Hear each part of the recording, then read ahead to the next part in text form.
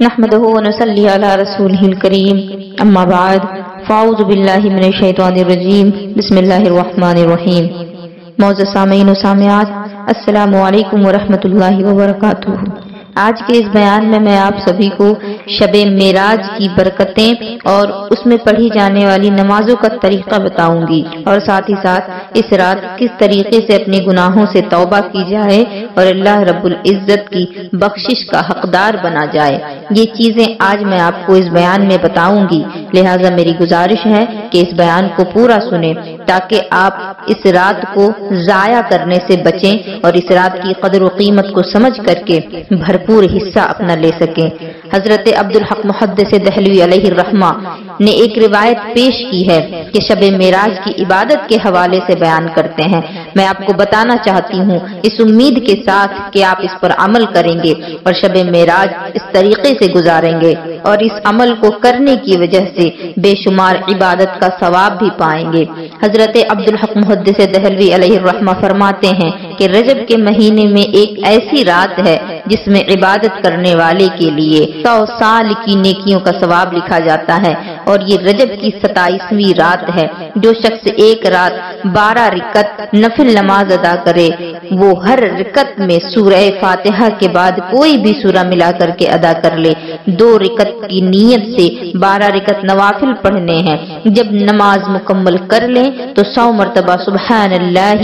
والحمد للہ ولا الہ الا اللہ واللہ اکبر پڑھیں۔ میں اس تسبیح کو دوبارہ بتا دینا چاہوں گی، سبحان اللہ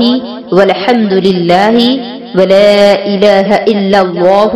واللہ اکبر۔ جس طریقے سے میں نے آپ کو پڑھ کر کے بتایا ہے، کوشش کریں کہ اس طریقے سے ہی پڑھیں، کیونکہ ہمیں ہر چیز میں تجوید کا خوب خیال رکھنا ہے۔ اور پھر 100 مرتبہ استغفر اللہ ربی من کل ذنب واتوب علیہ، استغفر اللہ ربی من کل ذنب واتوب علیہ پڑھیں، اور پھر 100 مرتبہ درود پاک پڑھیں، اور پھر جو دعا چاہیں مانگے۔ دنیا اور آخرت میں اللہ رب العزت آپ کی تمام نیک اور جائز دعاؤں کو قبول فرمائے گا۔ آپ کو جو چاہیے آپ اس سے دعا کریں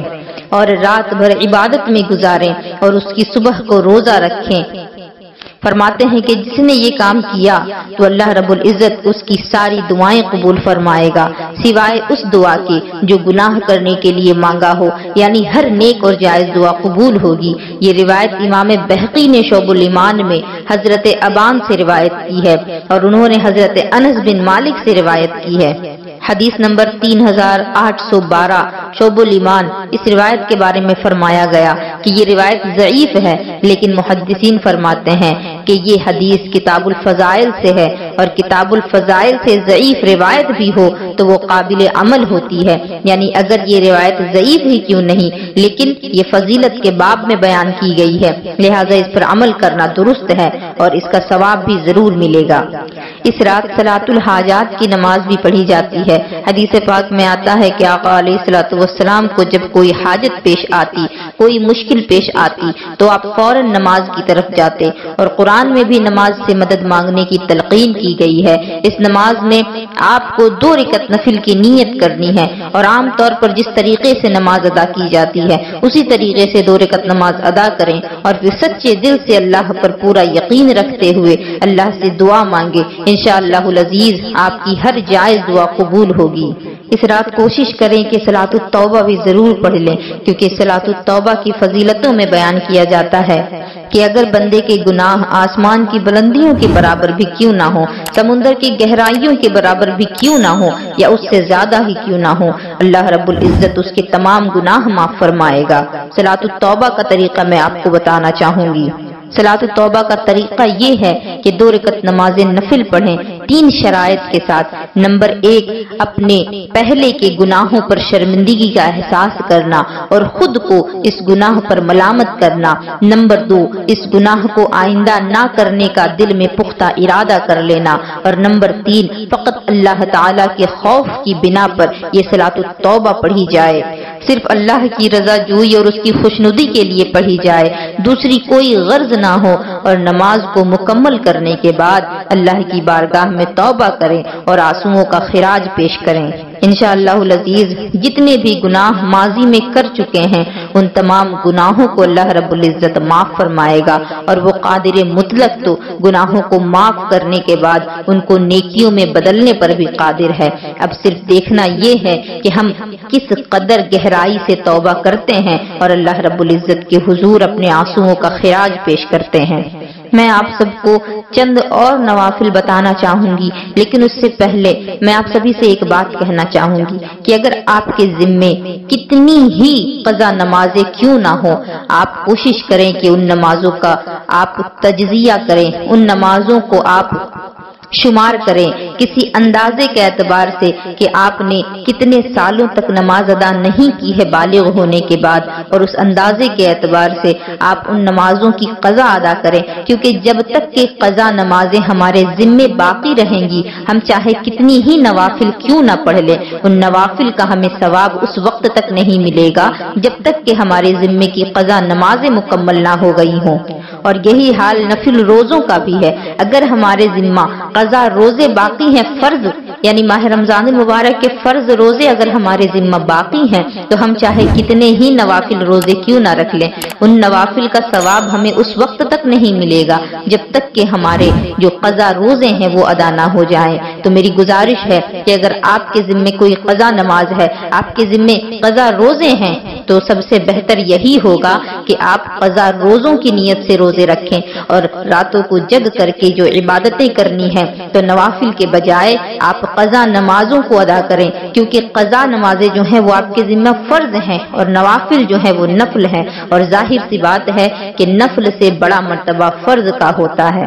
اور اللہ رب العزت سے امید ہے کہ اگر آپ اس رات جاگ کر کے قضا نمازیں ادا کریں گے جو آپ کی ذمہ فرض ہے، تو نوافل پڑھنے سے زیادہ ثواب اللہ رب العزت آپ کو دے گا انشاءاللہ۔ قضا نمازوں کو کس طریقے سے ادا کرنا ہے اس پر میرا بیان آ چکا ہے، آپ اس کو ضرور دیکھیں، نمازوں کا طریقہ مکمل طور پر بتایا گیا ہے۔ اب میں آپ سبھی کو چند اور نوافل بتانا چاہوں گی شب معراج کے متعلق، اور چند وظائف بھی بتانا چاہوں گی تاکہ جو خواتین معذور ہوں، جو نماز روزے نہ کر سکیں، کم از کم وہ وظائف کر سکیں اور اس رات نیکیوں میں اپنا حصہ لے سکیں۔ ماہ رجب کی 27ویں شب کو 12 رکعت نماز 3 سلام سے پڑھنی ہے۔ پہلی رکعت سورہ فاتحہ کے بعد سورہ قدر 3 مرتبہ، اور ہر رکعت میں بعد سلام کے 70 مرتبہ بیٹھ کر کے لا الہ الا اللہ الملک الحق المبین پڑھیں۔ لا الہ الا اللہ الملک الحق المبین، یعنی یہ جو 12 رکعتیں نماز ہیں یہ 4 رکعت میں بانٹی جائیں۔ پہلی جو 4 رکعت کی نماز ہوگی اس میں سورہ فاتحہ کے بعد سورہ قدر 3 مرتبہ پڑھنی ہے، اور چاروں رکعت میں اسی طریقے سے پڑھنا ہے، اور جب سلام پھیریں تو سلام کے بعد بیٹھ کر کے 70 مرتبہ یہ تسبیح پڑھیں، لا الہ الا اللہ الملک الحق المبین۔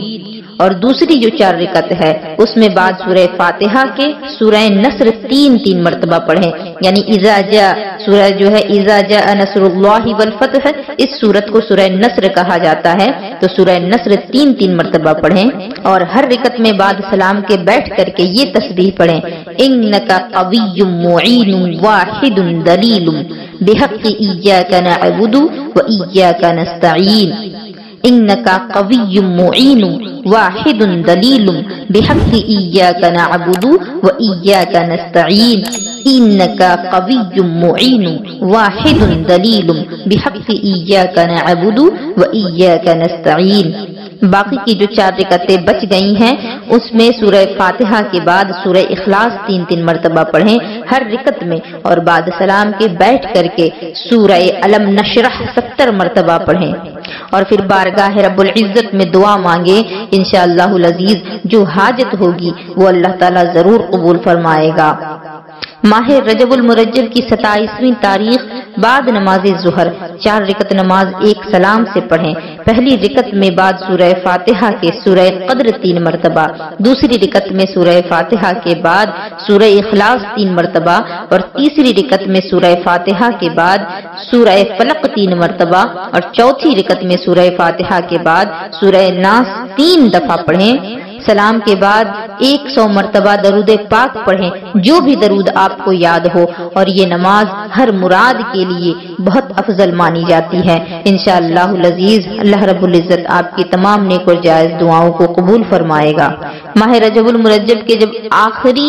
راتیں بچ گئی ہوں، جیسے 27، 28، 29 کی جو راتیں ہیں، ان میں کسی بھی رات آپ 10 رکعت نماز 5 سلام سے پڑھیں، اور بہتر ہے کہ 27 کو ہی پڑھیں۔ ہر رکعت میں سورہ الحمد کے بعد یعنی سورہ فاتحہ کے بعد سورہ کافرون 3 مرتبہ، سورہ اخلاص 3 مرتبہ پڑھیں، اور سلام پھیرنے کے بعد ہاتھ اٹھا کر کے یہ دعا پڑھیں جو میں ابھی آپ کو بتاؤں گی، اور کوشش کریں کہ ہر چیز کو تجوید کی رعایت کے ساتھ پڑھیں، چاہے نماز میں جو صورتیں ہوں، چاہے قرآن کی جو تلاوت ہو، یا پھر جو دعائیں آپ پڑھیں، جو وظائف پڑھیں، ہر ایک چیز میں تجوید کا، مخرج کا، قواعد کا پورا خیال رکھیں۔ لا الہ الا اللہ وحدہ لا شریک لہ لہ الملک ولہ الحمد یحیی ویمیت وهو حي لا يموت بيده الخير وهو على كل شيء قدير وصلى الله على سيدنا محمد وعلى آله الطاهرين ولا حول ولا قوة إلا بالله العلي العظيم لا إله إلا الله وحده لا شريك له له الملك وله الحمد يحيي ويميت وهو حي لا يموت بيده الخير وهو على كل شيء قدير وصلى الله على سيدنا محمد وعلى آله الطاهرين ولا حول ولا قوة إلا بالله العلي العظيم۔ اس نماز کے بارے میں بتایا جاتا ہے کہ اس نماز کے پڑھنے والے سے کہا جاتا ہے کہ تو مانگ اپنی حاجتیں، تیری حاجت قبول کی جائے گی، تیری دعا اللہ قبول کرے گا، اور تیرے درمیان اور دوزخ کے درمیان 70 خندق کھود دیے جائیں گے۔ ہر ایک خندق کی چوڑائی 500 برس کی راہ ہوگی، اور ہر ایک رکعت کے بدلے میں 1000 رکعت کا ثواب بھی دیا جائے گا۔ روایتوں میں آتا ہے کہ یہ حدیث جب حضرت سلمان رضی اللہ تعالیٰ عنہ نے سنی تو روتے ہوئے خدا کا شکر ادا کیا، اور اس کثیر نماز کے لیے، اس کثیر ثواب نماز کے لیے آپ نے اللہ رب العزت کے حضور سجدے میں گر پڑے۔ اب میں ان خواتین کو بتانا چاہوں گی کہ جو معذور ہیں اور اس شب کو عبادت نہیں کر سکتی، نماز نہیں پڑھ سکتی، روزے نہیں رکھ سکتی، تو ان کے لیے یہ ضروری ہے کہ کم سے کم وہ وظائف ضرور کریں۔ ماہ رجب المرجب کی 27ویں شب اور ہر رات پڑھیں تو زیادہ بہتر ہے جب بھی موقع ملے، لیکن سب سے زیادہ بہتر یہ ہے کہ 27ویں شب کو اس دعا کو کثرت کے ساتھ پڑھیں۔ استغفر اللہ العظیم الذی لا الہ الا هو الحی القیوم الیہ توبۃ عبد ظالم لا یملک نفسہ ضرا ولا نفعا ولا موتا ولا حیاتا ولا نشورا۔ استغفر اللہ العظیم الذی لا الہ الا هو الحی القیوم الیہ توبۃ عبد ظالم لا یملک نفسہ ضرا ولا نفعا ولا موتا ولا حیاتا ولا نشورا۔ اس کے علاوہ جو بھی درود پاک آپ کو یاد ہو ضرور اس رات کثرت کے ساتھ ورد کریں۔ استغفر اللہ کا ورد کریں، استغفر اللہ ربی من کل ذنب واتوب الیہ، اس استغفار کا ورد کریں۔ اور درود میں سب سے بہتر درود یہ ہے کہ درود ابراہیم کا کثرت کے ساتھ ورد کریں۔ چلتے پھرتے اٹھتے بیٹھتے غرض کے ہر حالت میں کوشش یہ کریں کہ آپ کے زبان سے کلمہ درود جاری ہی ہوں، کیونکہ یہ راتیں جو ہے بہت ہی مشکل سے میسر ہوتی ہیں اور نصیب والوں کو ملتی ہیں، ورنہ ہم نے دیکھا ہے اپنی آنکھوں سے، بہت سے لوگوں کو دیکھا ہے کہ خواب غفلت میں پڑے ہوتے ہیں، ان کو یہ احساس تک نہیں ہوتا کہ کتنی قیمتی رات وہ کھو رہے ہیں نیند میں۔ اور آج کل تو نیا فیشن چلا ہے، نیند میں اگر کھوئیں تو الگ سی بات ہے، آج کل لوگوں کو جگنا بھی ہوتا ہے لیکن عبادت کر کے نہیں جگتے، ہنسی مذاق کرتے ہیں، دوست یاروں کے ساتھ گھومنا پھرنا ہوتا ہے، آتش بازیاں کی جاتی ہیں، ادھر ادھر گھوم کر کے رات کو پوری طرح سے برباد کر دیتے ہیں، لیکن ان سے یہ نہیں ہوتا کہ 2 رکعت سجدے اللہ کے حضور پیش کر لیں۔ اور اس پر ایک اور بلا نازل ہوئی ہے کہ راتوں کو جگتے بھی ہیں اور ساتھ ہی ساتھ گناہ کا کاروبار کرتے رہتے ہیں، گناہوں کا بازار گرم رکھتے ہیں، موبائل پر انٹرنیٹ میں نہ جانے کیسی کیسی تصویریں، کیسی کیسی ویڈیوز دیکھتے ہیں اور گناہوں سے اپنے نامہ اعمال کو سیاہ کرتے رہ جاتے ہیں۔ میری گزارش ہے کہ اس بیان کو آپ سبھی زیادہ سے زیادہ لوگوں تک پہنچائیں تاکہ اس رات کو غفلت میں نہ گزاریں، موبائل پر گندی گندی ویڈیوز دیکھ کر کے نہ گزاریں، دوستوں کے ساتھ ہنسی ٹھہاکے لگا کر کے نہ گزارے، بلکہ اللہ رب العزت کے حضور، اپنے خالق حقیقی کے حضور سجدوں میں اس رات کو گزر کریں اور آپ سے جو بھی گناہ ہو چکا ہے ماضی میں ان تمام گناہوں کی معافی مانگے، گناہوں کی توبہ کریں، اللہ رب العزت کے حضور اشکوں کا خراج آپ پیش کریں، کیونکہ ندامت کے طور پر آنکھوں سے گرا ہوا ایک قطرہ بھی جہنم کی آگ کو بجھانے کی طاقت رکھتا ہے۔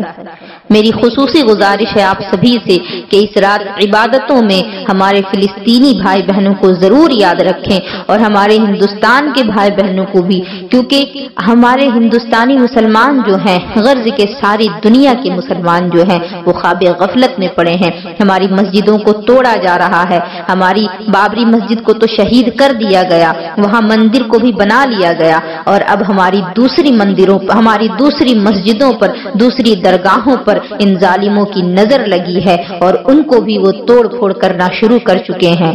مسلمانوں، اب سونے کا وقت نہیں، خواب غفلت سے بیدار ہو جاؤ، اللہ کے حضور توبہ کر لو، جو گناہ ہو چکا اللہ ضرور معاف فرمائے گا اور اپنی مسجدوں کو تم آباد کرو، ورنہ یہ تمہاری مسجدوں کو برباد کر ڈالیں گے۔ وآخر دعوانا ان الحمدللہ رب العالمین وما علینا الا البلاغ۔ السلام علیکم ورحمۃ اللہ وبرکاتہ۔